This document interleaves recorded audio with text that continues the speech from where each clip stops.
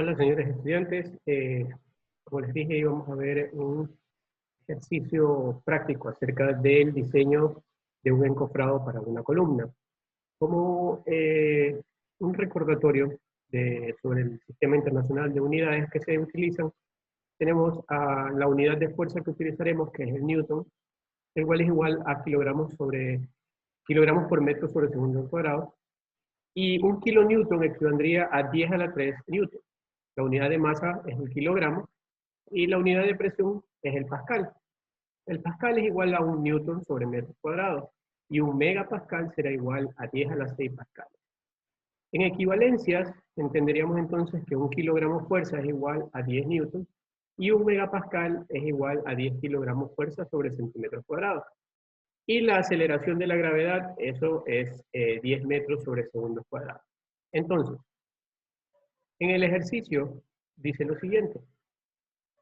Se desea calcular el encofrado de madera de las columnas de hormigón armado de un supermercado que presentan una sección rectangular en planta de 30 por 50 centímetros y una altura de 4 metros.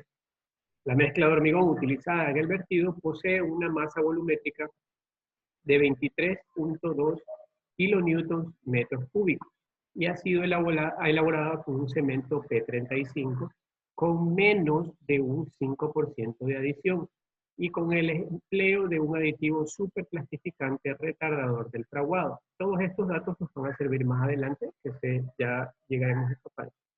La temperatura de la mezcla fresca es de 30 grados centígrados. El vertido del hormigón en los encofrados se efectúa con una grúa de pluma inclinada con una cubeta de 1 metro cúbico y un rendimiento promedio de vertido de 10 metros cúbicos por hora.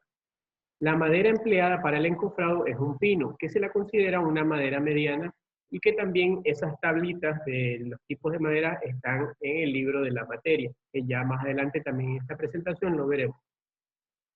Entonces aquí tenemos la columna que vamos a diseñar. Entonces, el primer paso es definir el esquema de análisis del tablero de la columna. La presión sobre el tablero, sobre estos 4 tableros que están internamente, depende de la velocidad del llenado del mismo con el hormigón. Entonces, como aquí tenemos el esquema, aquí tenemos el tablero, aquí tenemos los cercos. Entonces,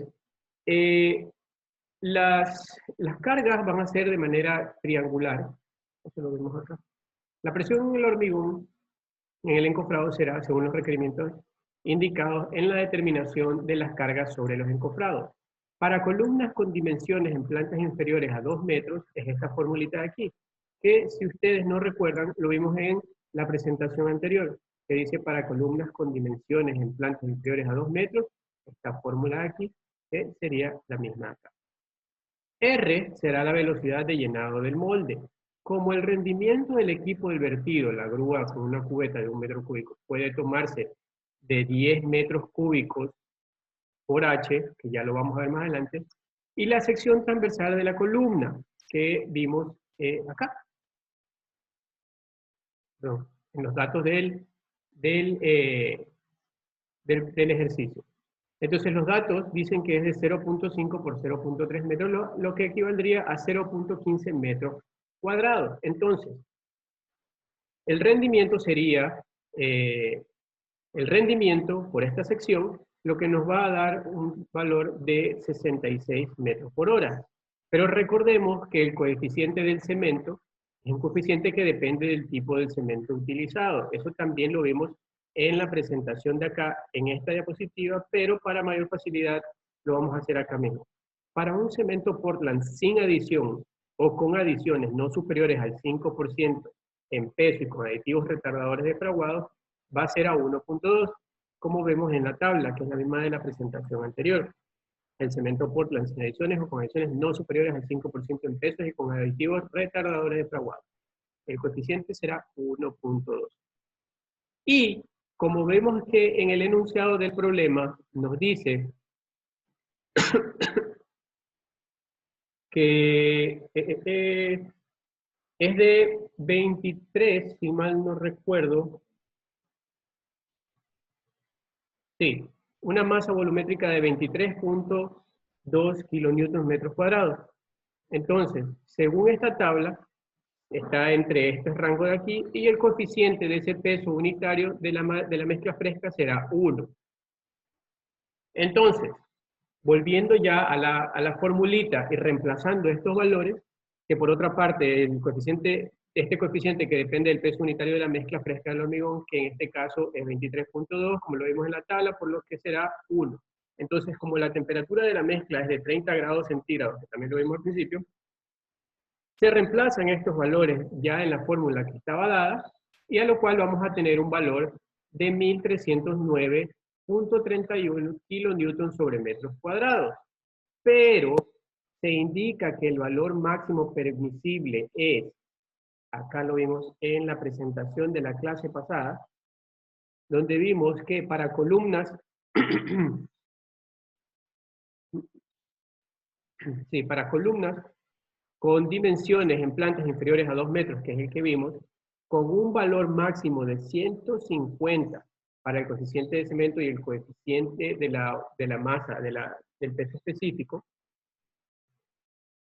o sea, que 180 kilonewtons metros, pero en ningún momento, en ningún caso será mayor que gamma por H. ¿Y cuánto es gamma por H? Si nosotros vimos en el enunciado que gamma es 23.2 y la altura de las tablas iba a ser de 4 metros, multiplicando esto nos va a dar el valor de 92.8 kilonewtons metros cuadrados. Y según la ley, este valor nunca va a ser mayor que gamma por H. Entonces se toma este valor de aquí.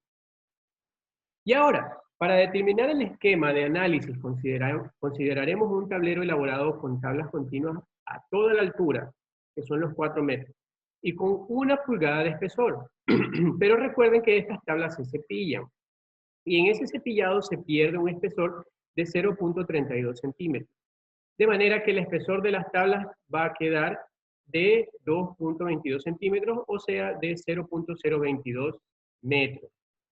Entonces aquí tenemos, este va a ser el espesor de las tablas. Y estas son las secciones de los tableros, y aquí la utilización de los cepos. La distribución de carga sobre el tablero será triangular, pero para simplificar se considerará uniformemente distribuido con el valor máximo, o sea, de los 92.8 kilonewton metros cúbicos por los 0,50 metros, y vamos a tener 46 kilonewtons metros. ¿Qué quiere decir esto? Que este valor de W, que es este que está aquí, se considerará que la carga será uniforme a lo largo de todo el tablero como 46.4 kilonewton metros. En realidad, cada tabla del tablero se deforma de manera independiente. Eso es normal, cada una es independiente. Pero como los cepos, estos de aquí serían los representantes de los cepos, cada uno de estos puntos. Pero como los cepos confinan su trabajo en los dos sentidos de la sección transversal, en el caso de la columna, se puede considerar como valor del ancho del tablero su condición crítica de 0.5 metros. Es importante destacar la necesidad de tener bien definido, claro y dibujado el esquema del cálculo que se va a utilizar para el cálculo de cada uno de los elementos del encofrado, pues eso define las fórmulas que se utilizarán para definir las secciones necesarias del material del encofrado, en este caso que lo estamos diseñando de madera. Esto de aquí es el esquemita, donde sabemos que este es el tablero, estos son los cercos, y esta es la carga distribuida de manera igual en todo el área del tablero. En este caso, el esquema del cálculo es considerado el tablero como una viga continua, ¿ven? Pues las tablas son continuas de arriba hacia abajo en toda la columna. Si las tablas se empataran, o sea que no serían de los 4 metros, sino que sería 1 y 1 y 1, si las tablas se empataran no sería este el caso. Los apoyos de las vigas son los cercos y las cargas se han asumido que es uniformemente distribuida con su valor máximo que es en la base, pues las tablas van a mantener su misma sección en todos sus lados. Se calcula la longitud de separación de estos cercos por las 3 condiciones indicadas en el texto. Esto está en el libro: por momento, por constante y por deformación. Y se toma el valor crítico de los 3, o sea, el menor del que nos dé de estos de estas condiciones. A lo que vamos a resolver por momentos. Bajo la condición de que el momento máximo actuante tiene que ser igual o menor que el momento resistente de la sección, vamos a obtener esta formulita de aquí. Y vamos a tener que despejarle el valor de L, donde omega es la resistencia a la flexión de la madera del pino. Esta tablita la encuentran en el libro, que dice que es una madera mediana, que es en este que está aquí, que según la tabla punto 2 del libro, en la página 38, es de 90 megapascales. Y haciendo las referencias que hicimos al principio, sería 90 por 10 a la 6 newton megapascales. Esta es la madera y esta es la flexión. 90. Y para determinar el valor de L, o sea, la distancia máxima que pueden colocarse estos cepos de aquí,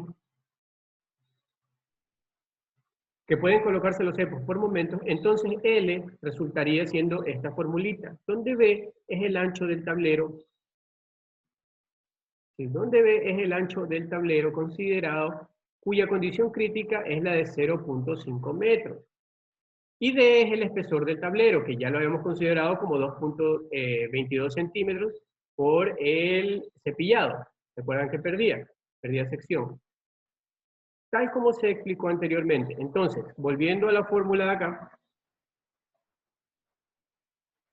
y reemplazando los valores, vamos a obtener esta formulita aquí, esta ecuación, lo que nos va a dar que la longitud será menor o igual a 88 metros. Esto lo obtenemos por momento. Faltan dos condiciones. Por cortante, que bajo la condición de que el cortante máximo actuante tiene que ser menor o igual al cortante resistente de la sección. O sea, esta ecuación de aquí, donde vamos a despejar también L igual que allá, y vamos a obtener esta ecuación. En este caso, T es la resistencia al cortante de la madera, que según la tabla, ya la vimos acá, es de 4.5 megapascales. Aquí está, 4.5 megapascales. Y en estas comparaciones que hicimos al principio, será igual entonces 1 megapascal a igual a 10 a la 6 pascales. Donde luego reemplazamos los valores y vamos a tener que la longitud por cortante va a ser menor o igual a 1.13 metros. Ya tenemos dos valores, ya tenemos por momento y por cortante. Tenemos 0.88 y tenemos 1.13. Nos falta la última, por deformación. A ver, la deformación va a ser menor o igual, la deformación resistente va a ser menor o igual a la permisible. O sea que esto va a ser igual, menor o igual a esto de acá. Donde este valor de E es el módulo de elasticidad de la madera del pino, que también lo encontramos en la tablita de acá.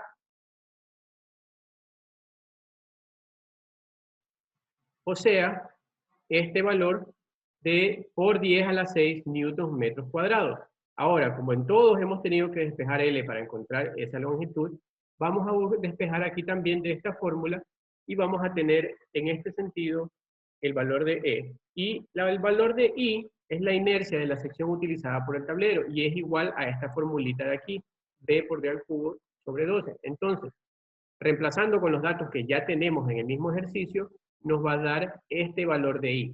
Ya lo último que nos faltaría es reemplazar todos esos valores en esa fórmula de aquí y nos daría un valor de 0.427 metros en la longitud por cortante. Pero recuerden que nosotros habíamos dicho que se iba a exponer estas tres condiciones, momento, cortante y por deformación, y se va a tomar el valor crítico, o sea, el valor menor. Entonces, es evidente que la distancia máxima entre los cepos será el valor de L más pequeño obtenido por las tres condiciones. Y es el valor obtenido por deformación, que es el último que hicimos, que es este de aquí. y por lo que se tomará un factor de seguridad que va a ser aún menor, que va a ser de 40 centímetros. Entonces luego serán 11 cepos por los 4 metros de altura de la tabla, del tablero, y cada cerco separador va a disponerse en 40 centímetros. Este es un caso sencillito de un diseño de una columna, de cómo se diseña la ubicación de cada uno de estos.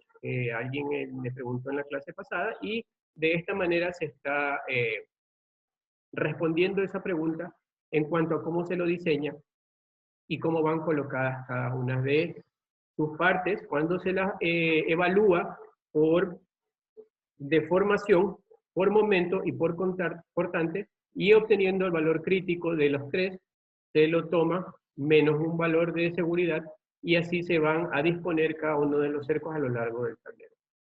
Si hay alguna pregunta, no duden en el grupo escribir para poder resolver sus inquietudes. Muchas gracias.